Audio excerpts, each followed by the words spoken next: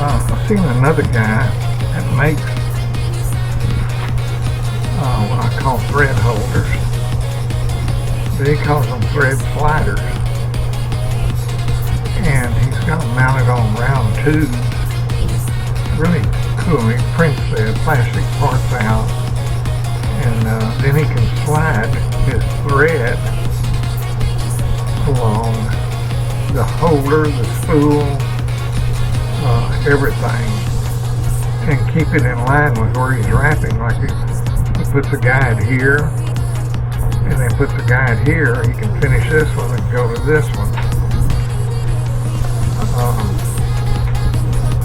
And I really like that. And I'm going to mimic his design. I'm going to find out who he is, of course, and give him full credit and everything. I think his invention is really awesome. Really thought it out. He sells those things. And you might want to look into buying that. You know me though, I'm just an old guy that likes tinkering, likes making stuff. And I'm going to try to make it work with tracks instead of the tubes that he uses. And I got to admit, his design is pretty incredible.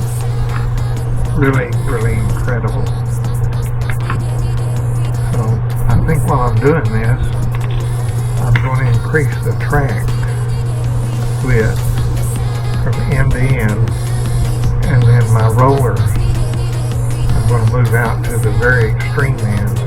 I'll probably leave the spool holders here, but I'm going to put these out and I'm going to raise them up to probably about 12 inches because I have trouble, as great as these work, they're so low.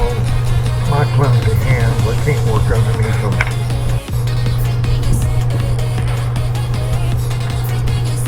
Okay, here we go.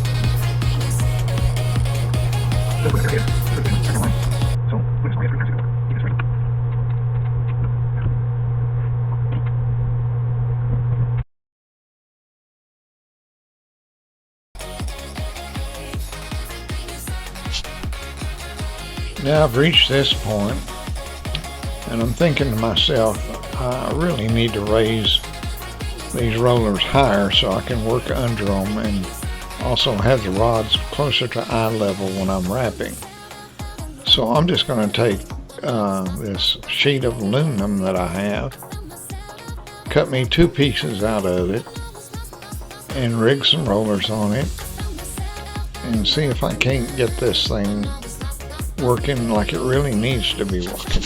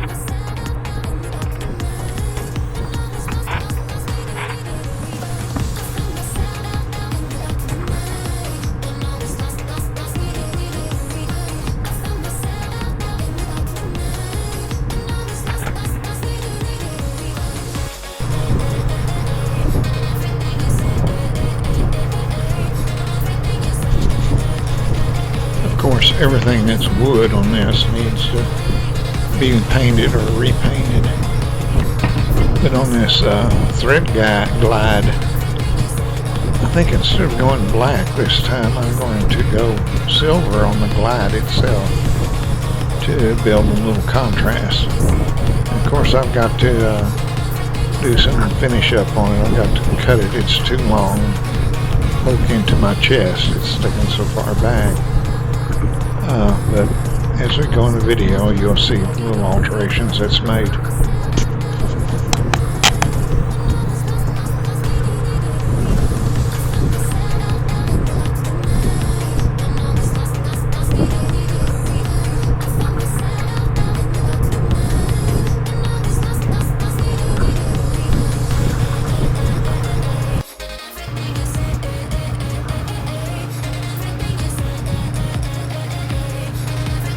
Finally got the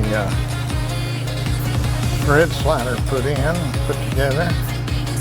Got the tracks put in play. And built new rollers with aluminum studs on them. And made an extension to match.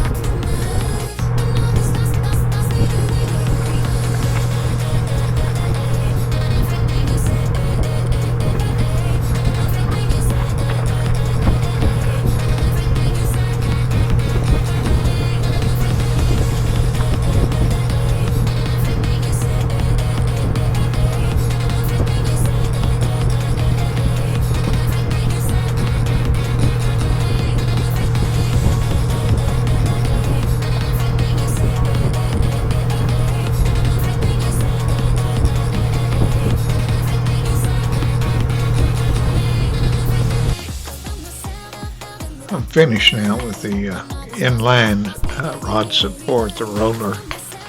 It helps me when I'm wrapping the end wrap or the tip top. I sometimes has to be wrapped, or the first guide really is difficult unless it's supported, and this fits so close to the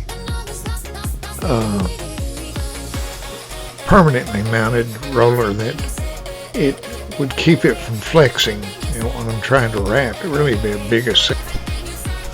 Okay, I think we got a video here that covers the complete refurbishing of this rod wrapping jig. Still got my thread storage there. Got my permanent rollers in each end made out of aluminum now. Got my midline, no, that's my extended rod roller for the long rods. Got my tracks, one on each side, full length of the jig.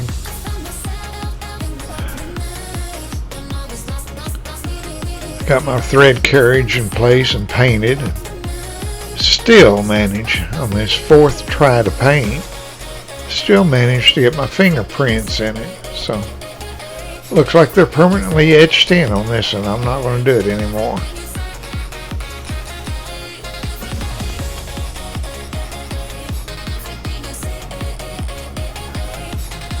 Here's my inline roller. Got it for doing the tip-top wrap and the first guide wrap especially. They flex so much. This right here, when you look at this, shows you that it is similar to the tip of a rod, and trying to wrap it is terrible without this support, so I think it's going to work real good. This space in here ought to work real good. I can flip it, or I can change the carriage, but I think it's going to make it work real good.